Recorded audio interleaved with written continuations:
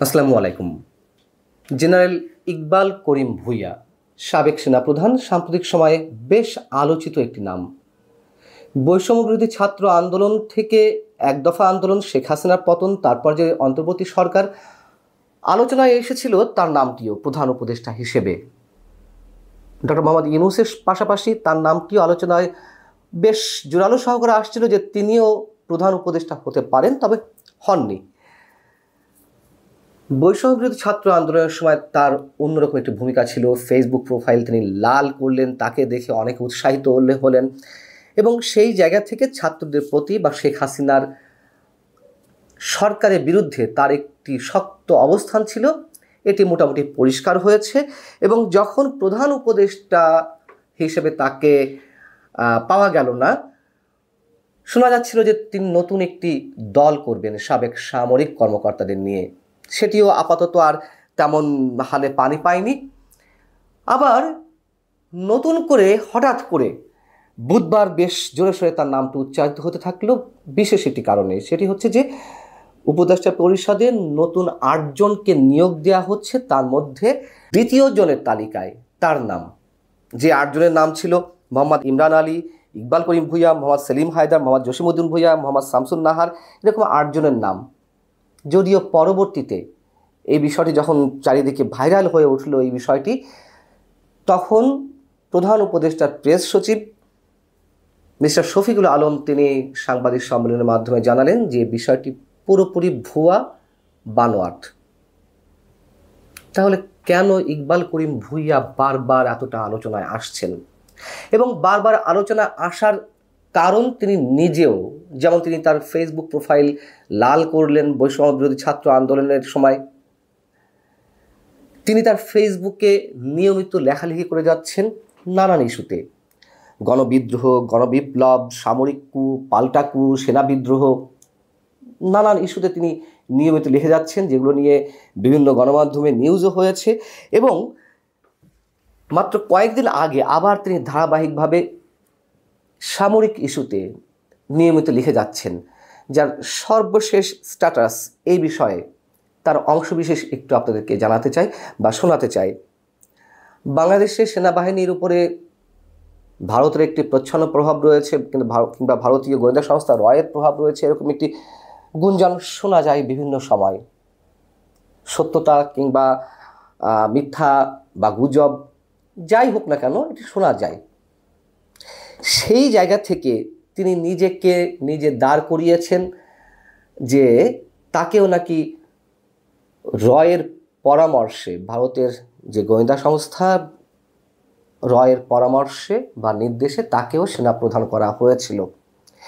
আমি জানি না যে এই আলোচনাটি সাম্প্রতিক সময়ে কেউ তুলেছে কিনা, তবে তিনি নিজের সম্পর্কে নিজে তুলেছেন। এবং সেটি লিখতে গিয়ে তিনি কি লিখেছেন এবং কি লেখেননি সেটুকু একটু আপনাদের সামনে খুবই সংক্ষেপে তুলে ধরতে চাই। তিনি তার ফেসবুক স্ট্যাটাসে লিখছেন যে কারণে অকারণে কিছু ইউটিউবার আমাকে তাকে র কর্তৃক নির্বাচিত সেনাপ্রধান হিসেবে আখ্যায়িত করছেন।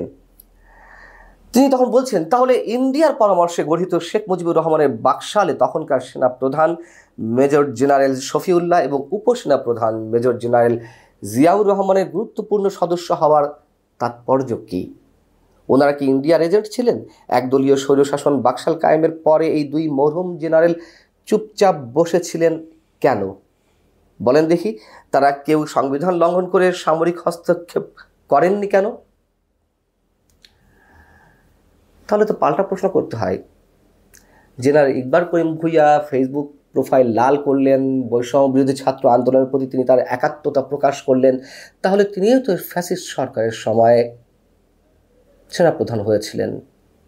তিনি কেন ফ্যাসিস্ট সরকারের বিরুদ্ধে, মানে যারা আওয়ামী লীগকে ফ্যাসিস্ট বলছেন, সেই সরকারের বিরুদ্ধে তিনি কেন অবস্থান গ্রহণ করেননি? তিনি লিখছেন, 1975 সালের 15ই আগস্ট সামরিক গণঅভ্যুত্থানে, এটা নাকি সামরিক গণঅভ্যুত্থান ছিল 15ই আগস্ট, যাই হোক তার ভাষা অনুযায়ী যেটি বলতে হয় যে সামরিক গণঅভ্যুত্থানের নেতৃত্ব প্রদানকারী সেনা অফিসারদেরকে এই দুজন সেনাপ্রধান অর্থাৎ জেনারেল জিয়াউর রহমান এবং জেনারেল শফিউল্লাহ অপছন্দ করতেন কেন, এবং কেন তাদেরকে দেশান্তরিত করেছিলেন ইন্ডিয়াকে খুশি করার জন্য নয় কি? মেজর জেনারেল খালেদ মোশাররফ 1975 সালের 3রা নভেম্বর সামরিক কূ করে তৎকালীন রাষ্ট্রপতি খন্দকার মোস্তাককে ক্ষমতাচ্যুত করেছিলেন। খালেদ মোশাররফ কাদের লোক তা নিয়ে দেশের জনগণের মধ্যে একটি ধারণা আছে, এবং তিনি যেই বিশ্বাসঘাতক রাষ্ট্রপতি বা সাবেক রাষ্ট্রপতি খন্দকার মোস্তাক, সে সম্পর্কেও তিনি বলছেন যে কোনো প্রতিবেশী দেশের গোয়েন্দা অভিযানে 1980 সালে কোনো প্রতিবেশী দেশের গোয়েন্দা অভিযানে 1980 সালে বাইতুল মোকাররম মসজিদের সামনে সাবেক রাষ্ট্রপতি খন্দকার মোস্তাক আহমেদের জনসভায় বোমা হামলা হয়েছিল, যেখানে নিহত হয়েছিলেন 11 জন মানুষ। তখন কে রাষ্ট্রপ্রধান ছিলেন? আমরা জানি যে তখন কে রাষ্ট্রপ্রধান ছিলেন। সেই হতাহতের ঘটনায় কি কোনো বিচার হয়েছিল? কারো সাজা হবার কথা কি শুনেছেন? এবং তিনি একইভাবে জেনারেল এরশাদ সম্পর্কে প্রশ্ন তুলেছেন যে জেনারেল এরশাদ কতটা ইন্ডিয়া অনুরাগী ছিলেন, এবং বেশ কয়েকজন বীর মুক্তিযোদ্ধাকে বঞ্চিত করে দেশের কোনো প্রেসিডেন্ট, জেনারেল জিয়াউর রহমানের কথা বলছেন, এই জেনারেলকে সেনাপ্রধান বানিয়েছিলেন রয়ের নির্দেশে। কেন তাদের পছন্দের জেনারেল হোসেন মোহাম্মদ এরশাদকে, অর্থাৎ রয়ের পছন্দের এই ব্যক্তিকে কেন জেনারেল জিয়াউর রহমান সেনাপ্রধান পদে নিয়োগ দিয়েছিলেন? আবার বলেছেন যে বেগম খালেদা জিয়া যে আবু সালেহ মোহাম্মদ নাসিমকে সেনাপ্রধান বানিয়েছিলেন, সেটাও নাকি রয়ের পরামর্শে। তো তিনি এইভাবে নানান প্রসঙ্গ তুলে এনেছেন। আমি শুধু একটা বিষয় এখানে আনতে চাই, সেটি হচ্ছে যে তিনি ভারতের সম্পর্কে বলেন, আমি প্রথমেই বলে নিয়েছি যে সম্পর্কে একটি গুঞ্জন বলি, গুজব বলি বা আলোচনা বলি, যাই বলি না কেন, আছে তো আলোচনা যে আমাদের সামরিক বাহিনীর উপরে তাদের একটা প্রচ্ছন্ন প্রভাব, এবং মানেই ভারতকে টার্গেট করা হচ্ছে।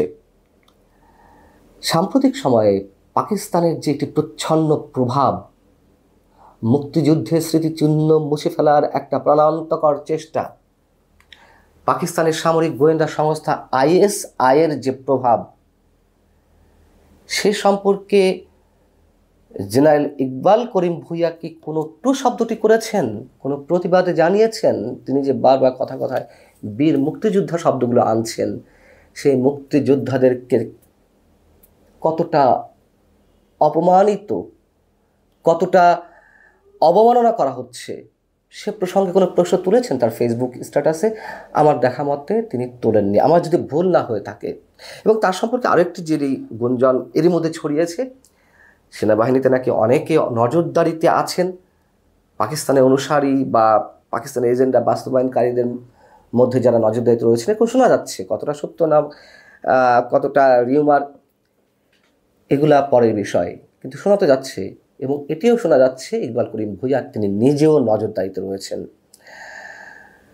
ইকবাল করিম ভূঁইয়াকে এখনও অন্তত আমার কাছে অনেক বেশি রহস্যজনক মনে হচ্ছে। আমি এখনই তার বিরুদ্ধে নেতিবাচক কিংবা ইতিবাচক কোনো বিষয়ে রায় দিতে চাচ্ছি না। আল্লাহ হাফেজ, ভালো থাকুন সবাই।